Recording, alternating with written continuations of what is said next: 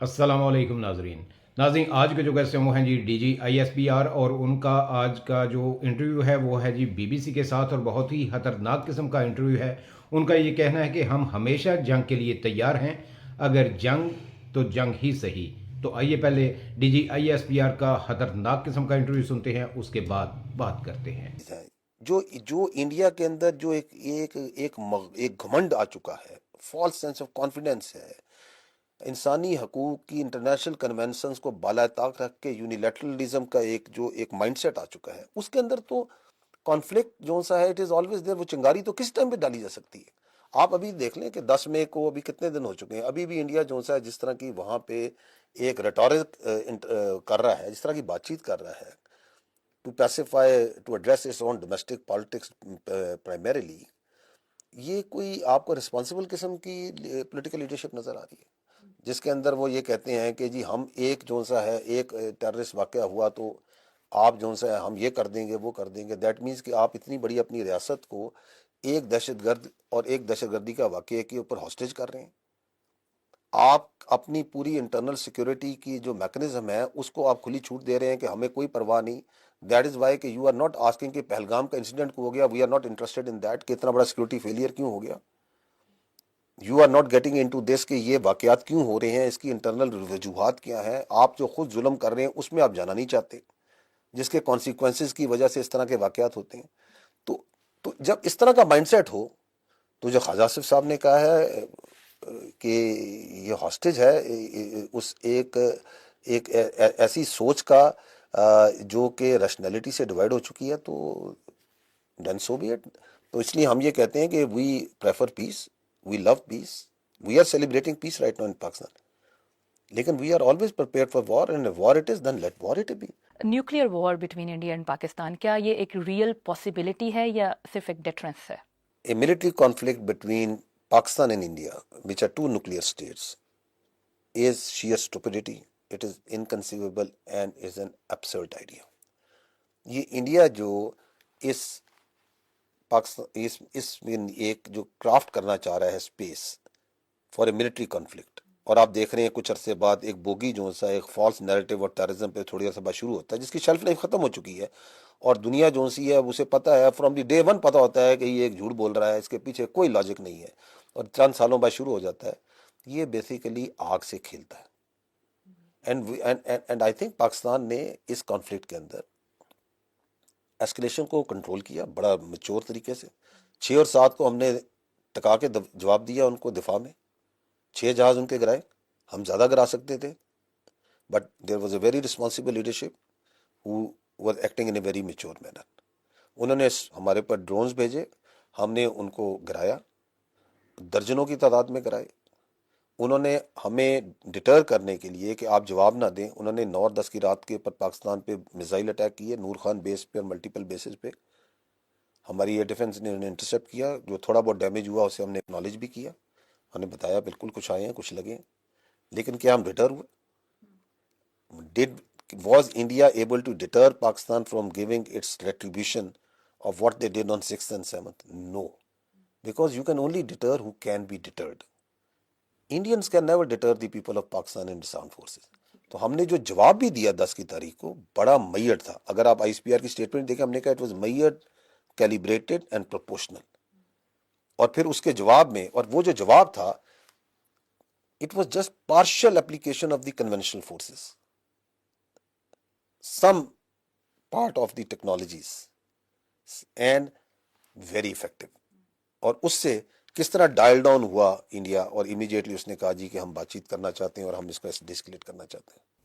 एक hybrid response था। आप समझते हैं कि इस एस्केलेशन के बाद जो वॉर डॉक्ट्राइन्स हैं दोनों मुल्कों के वो तब्दील हुए हैं? वॉरफेयर जो सी है वो हमेशा एक एवोल्यूशनरी चीज़ है। प्रॉक्सीज के जरिए इंडिया जो सा पाकिस्तान के ऊपर वॉरफेयर उसने डाली हुई है थ्रू इट्स टेररिज्म। आपने अभी देखा कि नॉन कॉन्टैक्ट वॉरफेयर भी हुई, आपने इसके साथ एक इंफॉर्मेशनल ब्लिट्स भी, उसकी वॉरफेयर भी देखी, जिसमें फेक प्रोपेगेंडा और झूठ को बहुत ज़्यादा खेला इंडिया ने। आपने स्पेक्ट्रम वॉरफेयर भी देखी है, और उसके पीछे जो सी है कन्वेंशनल फोर्सेस की एप्लीकेशन भी देखी, जो लाइन ऑफ कंट्रोल और वर्किंग बाउंड्री पे बड़े हैवी एक्सचेंजेस हुए वो भी आपने देखे। ठीक है, उसके पीछे अभी और फौजें भी مزید فورسز بھی ہیں. تو یہ اسپیکٹرم جو ہے وارفیئر کا، یہ بڑا کینوس بڑا وائڈ ہو چکا ہے.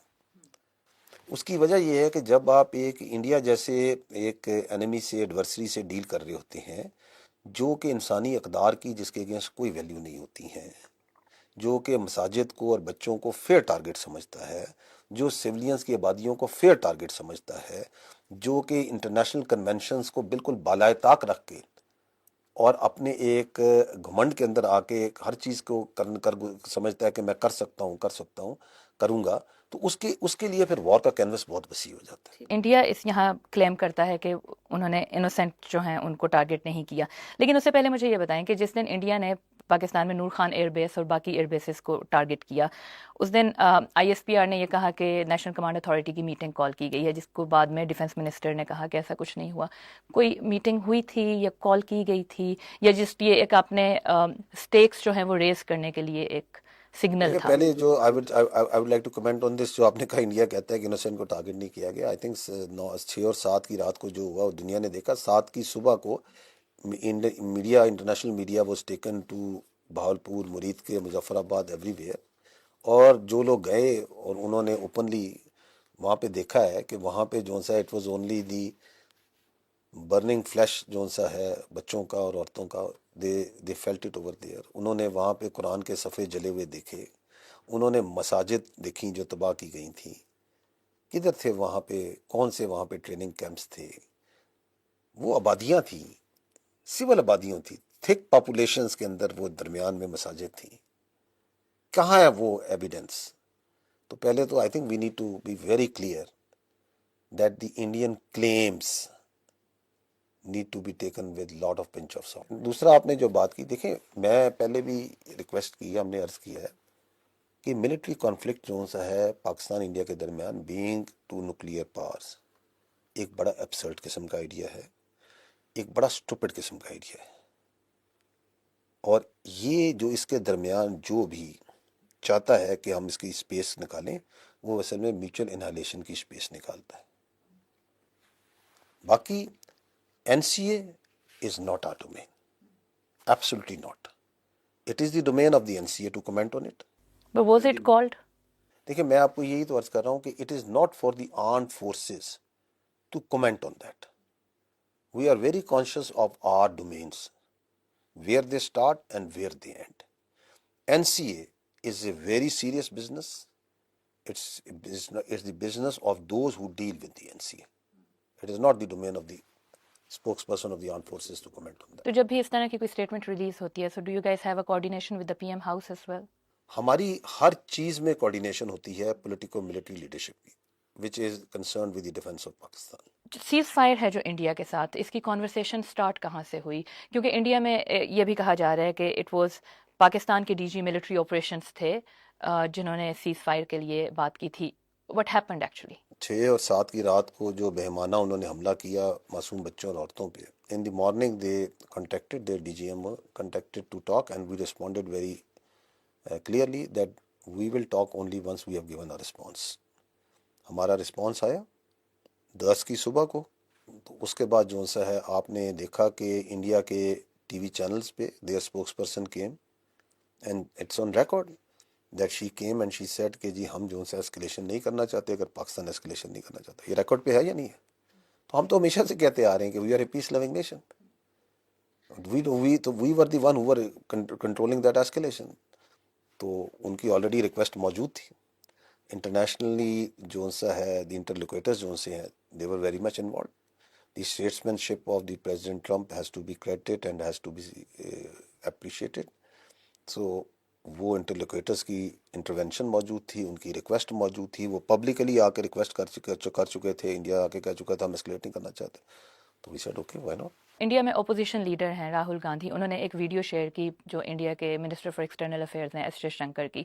اس ویڈیو میں وہ یہ کہہ رہے ہیں کہ انہوں نے جو انڈیا نے پاکستان کو انفارم کر دیا تھا prior to these strikes. Did it happen? یہ تو ناظرین آپ نے DG ISPR صاحب کی بات چیت سنی. تو ان کا یہ کہنا تھا کہ پاکستان نے کبھی بھی پہل نہیں کی، کسی بھی قسم کا کوئی اٹیک، کوئی حملہ آج تک پاکستان نے نہیں کیا.